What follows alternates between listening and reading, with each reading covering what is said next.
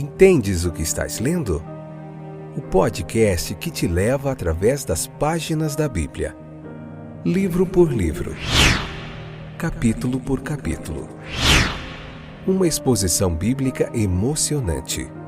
Aperte os cintos e embarque comigo nesta viagem.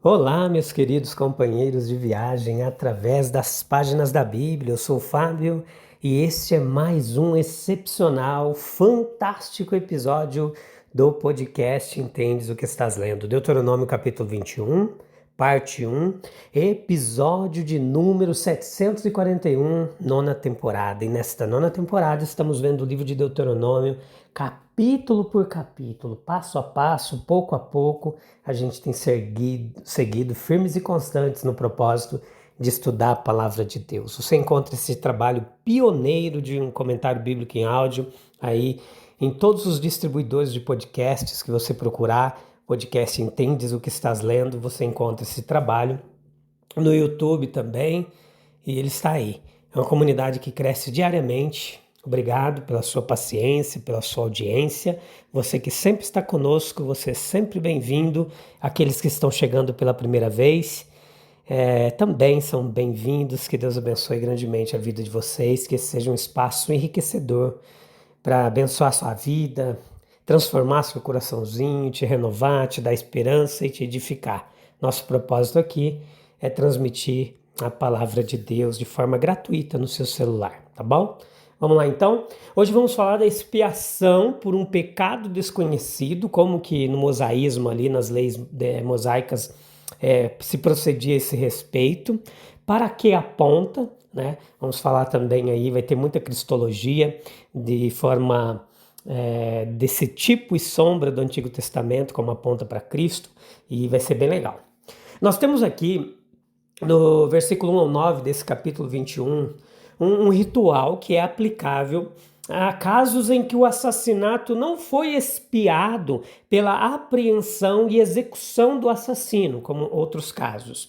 No caso aqui, os anciãos e os juízes, nesse caso, eles devem vir medir qual cidade está mais próxima do homem encontrado morto, e os anciãos daquela cidade são então obrigados a pegar uma novilha e prescrita, fazer expiação para que o país possa ser liberto da culpa do sangue inocente. A novilha deve estar em pleno vigor de vida e saúde, consequentemente é expressado na forma mais completa do poder da vida, de produção ali, no auge da vida daquela novilha, o qual a morte violenta ela se opôs. Entenda, ela deve ser levada para um vale e lá o seu pescoço deve ser quebrado e o sangue derramado violentamente. Ele deve passar no riacho que nunca falha, e enquanto isso acontece, os moradores da cidade eles vão lavar as mãos sobre ela em um protesto de sua inocência e orar pela libertação da culpa, e então serão perdoados. Um assassinato que não era descoberto, ele foi corretamente imputado à região onde a vítima foi encontrada. Em uma sociedade bem organizada, a vida ela deve ser segura. Quando se prova insegura, a sociedade não pode alegar inocência. E assim a cidade mais próxima da vítima tem o crime imputado a ela. O sentimento de culpa é distribuído territorialmente e os anciãos, os representantes do povo são obrigados a se purificar pelo rito especial aqui descrito. Veja que o pecado tem, portanto, relações mais amplas do que com o indivíduo que o cometeu. Pode estar na porta de uma cidade, de um bairro, ou em sua capacidade coletiva.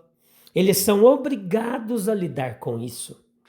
Veja que o distrito, assim culpado por imputação, ele é mais adequadamente convocado para um ritual religioso. E aqui é certamente uma questão de humilhação geral. Que tal crime possa ser cometido secretamente, o assassino tenha escapado sem ser encontrado. Seria algo muito decente de bairros onde grandes crimes não foram descobertos se eles se unissem para suplicar a misericórdia de Deus em vista da culpa assim contraída. Veja que aqui foi apresentado um caminho de libertação da culpa imputada e que foi graciosamente fornecido. Consistia dos seguintes elementos. Vamos meditar de novo, olha. A morte violenta de um animal inocente e puro. A matança cruel da novilha foi uma repetição da tragédia que havia ocorrido e foi adequada para trazer a sua culpa diante deles. E assim, um senso de pecado foi aprofundado em suas mentes, consciências e corações. O sangue derramado, ele foi levado embora na superfície da corrente de um ribeiro ou um riacho próximo. E dessa forma, a remoção providencial de sangue inocente. Deus transmitiu a ideia de que a culpa podia ser removida do distrito em questão. Sobre a novilha assim morta, os anciãos deveriam lavar as mãos e protestar sua inocência. Dessa forma, meus queridos, as sanções mais solenes eram associadas à sua alegação de não culpado. E eles deveriam interceder ainda mais pela remoção da imputação contra Israel. Somente depois que esse ritual minucioso tivesse sido cumprido, é que a garantia de perdão foi pronunciada pelo sacerdote. Dessa forma, meus queridos ouvintes, nós descobrimos uma tipificação do perdão fornecido através de Cristo. Aqui nós fazemos bem em notar como fatos incontestáveis que pessoas inocentes muitas vezes têm que incorrer em imputação junto com os culpados. Os filhos de malfeitores, eles incorrem em má reputação, embora possam ser perfeitamente inocentes. É uma lei da sociedade, como atualmente constituída. Os inocentes são muitas vezes agrupados juntamente aos culpados. Agora, quando a gente olha para Jesus Cristo, aquele que voluntariamente aceitou a imputação do pecado sobre ele, embora inocente, e sofreu as consequências que eram nossas. Assim como a novilha inocente, ela foi colocada com o distrito culpado e sozinha sofreu por causa do pecado cometido e não descoberto. Assim Jesus assume a sua posição na triste morte de cruz e é a vítima selecionada, embora voluntária. O Espírito Santo, como uma corrente perene de águas, leva embora o sentido, a visão da culpa de sangue. Pois sem a ajuda do Espírito, o sangue derramado de Cristo poderia apenas aumentar a culpa humana. Mas com a sua ajuda, o Espírito de Deus remove toda a culpa no processo regenerativo que acontece na vida do cristão. A purificação da culpa de um assassinato incerto. A explicação comumente dada dessa cerimônia peculiar, ela parece insatisfatória. A visão de muitos intérpretes do Antigo Testamento é que uma imposição simbólica de punição deveria ter sido suportada pelo assassino e foi colocada sobre o animal que foi substituído por ele. A ideia central do texto, portanto, ela segue em outra direção. É que uma responsabilidade se atribui a uma comunidade inteira por crimes cometidos em seu meio. Os membros da comunidade, eles são implicados na culpa do assassinato, até que se absolvam ao levar o assassino à justiça, versículos 8 e 9. No caso aqui tratado, o assassino é desconhecido e um rito é designado pelo qual a parte da comunidade em sua culpa de sangue, que não pode ser removida da maneira comum, executando justiça no criminoso, é de outra forma abolida. Ah, Jesus amado, a novilha nessa visão não representa nem o homem assassinado, nem seu assassino, mas o povo da cidade, que busca se purificar da culpa, condenando à morte. Veja que a expiação é da sua própria culpa que eles buscam se livrar e não da do criminoso. E a expiação ela não era admitida para o assassino real na lei, mas a responsabilidade pelo crime que, falhando a visitação da justiça ao criminoso, recaía sobre a comunidade. Para isso, a expiação era admitida. O animal sofrendo vicariamente, em plena posse de seus poderes e capacidades vitais de saúde, enquanto os anciãos da cidade lavavam suas mãos sobre ele e declaravam sua inocência de todo o conhecimento do assassinato. Tudo isso era suficiente para garantir que o sangue deveria ser perdoado a eles. O perdão implicava uma imputação prévia. O vale nem lavrado nem semeado era em sua desolação e esterilidade um lugar adequado para tal sacrifício, que enquanto purificava a cidade deixava maldição sobre o assassino e de fato tornava o local uma espécie de testemunha de sua culpa ainda não expiada. Nós aprendemos muitas coisas aqui, dentre elas eu quero destacar alguns pontos. A responsabilidade cabe a todos e cada um em uma comunidade pelos crimes cometidos em seu meio. A comunidade não será absolvida, até que todos os esforços tenham sido feitos para descobrir os autores do crime e levá-los à justiça. A punição para o assassinato era morte na lei. Ignorar, ser conivente ou encorajar o crime em uma comunidade envolve as autoridades na criminalidade dos atos praticados. Veja que todas as partes, o povo, representado pelos anciãos, os magistrados, os juízes, a igreja, representada pelos sacerdotes, estão igualmente interessados em levar os criminosos à justiça. Veja, a influência do homem sobre o homem não pode ser negada. Ela o toca em todos os pontos. A potência da influência, ela depende do caráter, da posição, da idade, do poder, do dinheiro. O caráter dos reis logo se reflete em seus cortesãos. Deste princípio nasce o ditado, tal sacerdote, tal povo.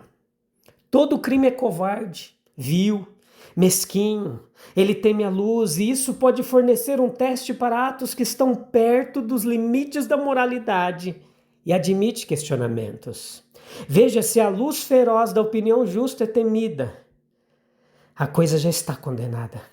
Tão carente de fortaleza e coragem o assassino, que ele raramente confessará a verdade, a menos que a consciência o açoite com um remorso intolerável. No entanto, é em uma sociedade bem organizada, uma coisa excepcional, se o assassino escapar. Os movimentos da providência divina geralmente fornecem alguma pista para o homem em flagrante.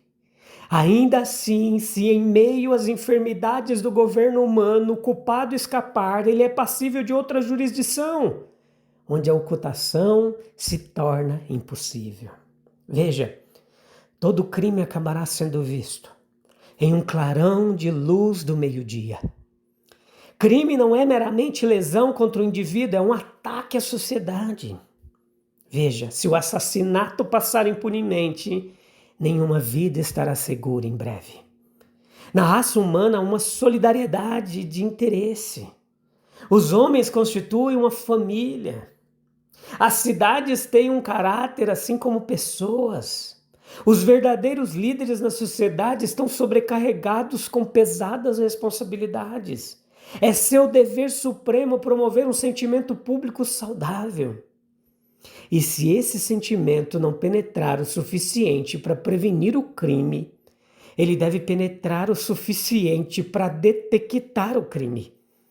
Todo homem pode contribuir com algo para influenciar a moral pública. E os magistrados, os líderes, devem liderar esse caminho. É possível, meus queridos, por nossa falta de consideração, tornar-se participante dos pecados de outros homens. Todos nós compartilhamos em medidas maiores ou menores da culpa da raça humana. Existem pecados de ignorância e a estes pertence uma medida de culpabilidade. Os males poderiam ter sido prevenidos se tivéssemos sido mais fiéis. Mas pela designação de Deus, a substituição é permitida. Outro sangue pode ser derramado, em virtude do qual podemos ser redimidos. O sangue de touros e bodes nunca pode tirar o pecado, nem o sangue do homem. Nenhuma compensação material pode ser feita por um erro, mas efeitos morais podem ser produzidos pela substituição, que será igualmente justa e mais benéfica. Assim como os sacerdotes dos tempos antigos eram mediadores entre Deus e os homens e os judeus, assim nós temos o nosso grande sumo sacerdote, que é um verdadeiro mediador, e ele tem um interesse real por nós com Deus. Reflita comigo, se até uma comunidade era considerada responsável pelo pecado em seu meio, não deveríamos nós também zelar pela justiça ao nosso redor? Se o sangue de uma novilha podia simbolizar a remoção da culpa, quanto mais, meus queridos, o sangue de Cristo pode purificar nossa consciência de obras mortas. Vamos orar? Busque um local calmo e tranquilo para a gente encerrar esse episódio. Oh, aleluia! O sangue de Jesus Cristo remove toda a culpa. Lance o fardo da culpa aos pés dele. Lance o fardo da culpa aos pés dele. E pegue o seu fardo suave e leve. Vamos orar? Senhor Deus, em tua misericórdia, o Senhor proveu um caminho para expiação dos pecados. Purifica-nos de toda culpa, tanto dos erros conhecidos, quanto dos que cometemos sem perceber, na ignorância. Oh Jesus, pelo sangue de Cristo, nós possamos ser lavados, renovados e capacitados a viver em justiça, refletindo tua santidade em nossas vidas e em nossa comunidade. Amém, amém, amém. Que Deus abençoe grandemente sua vida.